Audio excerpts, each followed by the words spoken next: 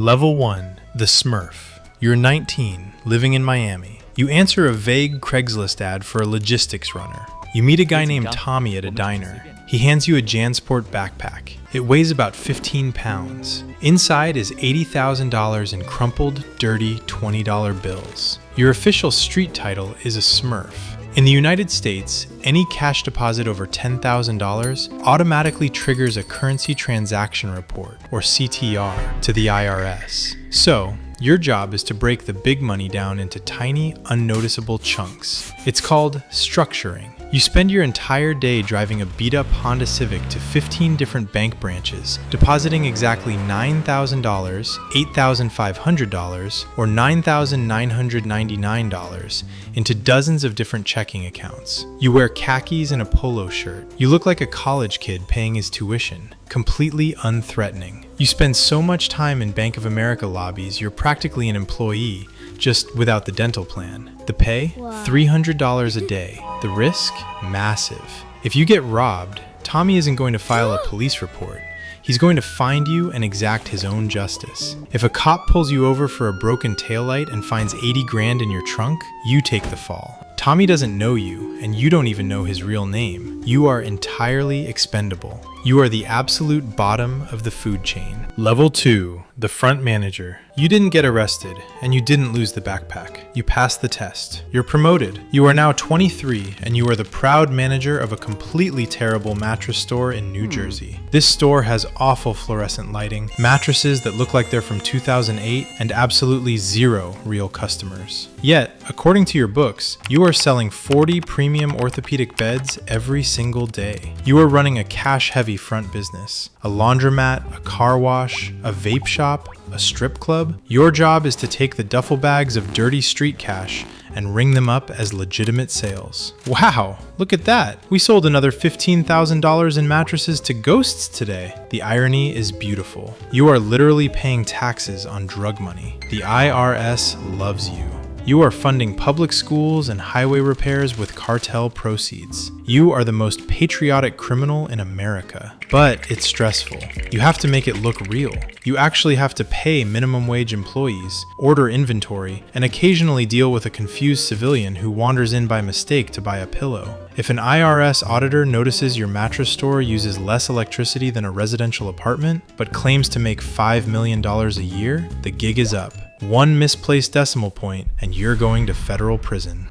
Level 3, the shell company architect. You're 26. You graduate from retail to the corporate world. Moving physical cash is for amateurs. You move to Chicago, rent an office, and learn the dark magic of American bureaucracy. You are a structurer. You create shell companies. You discover that states like Wyoming, Nevada, and Delaware will let you open a limited liability company with less paperwork than it takes to get a library card. There is a single brick building in Wilmington, Delaware that is the registered legal address for 300,000 companies. Your new company is one of them. You're neighbors with Apple, Coca-Cola, and a guy named Jimmy Two Fingers who sells unlicensed pharmaceuticals. You set up Apex Global Consulting LLC. It does no consulting. It has no employees, but it does have a shiny new business bank account. You learn to layer the money. Street crews deposit cash into minor accounts, and you wire that money through 5 different LLCs in 3 different states, writing them off as consulting fees, vendor payments, or software licensing.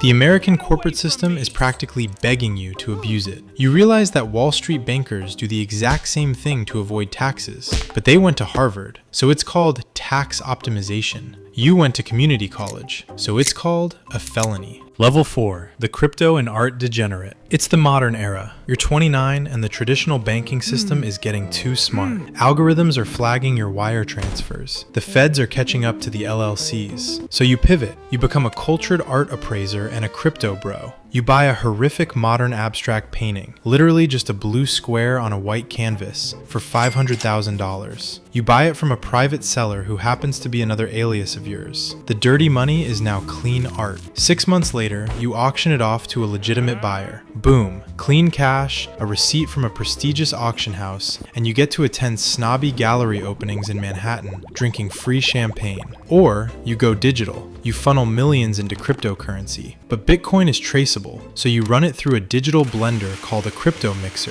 that scrambles the transactions across thousands of wallets in milliseconds and spits it out as untraceable Monero. You wear a Patagonia fleece vest and go to tech networking events in Silicon Valley. You talk loudly about blockchain decentralization and Web3. Nobody in the room suspects your seed funding came from a fentanyl operation in Ohio. You're officially a tech entrepreneur. Level 5, the real estate flipper. You're 33. The money is getting too big for fake consulting fees and ugly paintings. Your clients need to wash tens of millions at a time. Welcome to high-end American real estate. You move to Miami. You buy a $6 million waterfront mansion in cash. In the US, real estate transactions made in cash through anonymous LLCs face shockingly little scrutiny. Title companies only care that the check clears. They don't ask where the money came from. You don't live in the mansion. You leave it completely empty for a year. The lawn gets mowed, the lights are on timers, but it's a ghost house. Then, you sell it to a legitimate tech millionaire for $5.5 million. You took a $500,000 loss, but in your business, a 10% loss is just the processing fee. That $5.5 million is now 100% clean, pristine, legally sourced real estate profit. You realize that luxury real estate in America isn't for living in. It's a giant brick-and-mortar safety deposit box for criminals. Your neighbors are corrupt foreign politicians and billionaires dodging the IRS. You blend right in. You drive a Porsche. You wear a Rolex. You are a real estate developer. Level 6, the offshore architect. You're 38. You don't deal with street guys anymore. You only deal with men in tailored suits and dark sunglasses. You fly first class to the Cayman Islands, the Bahamas, and Switzerland. You are the offshore architect. You build labyrinths of nested trusts. Here's your masterpiece. A trust in the Cook Islands owns an LLC in Delaware, which owns a holding company in Ireland, which holds the actual bank account in Geneva. The true owner's name is buried under 6 layers of international secrecy laws. If the FBI wants to find out who owns the money, they have to subpoena 6 different countries, 3 of which won't even return their emails. You make a 5% commission on everything you hide. You are making millions completely legally, technically speaking, but the stress changes you.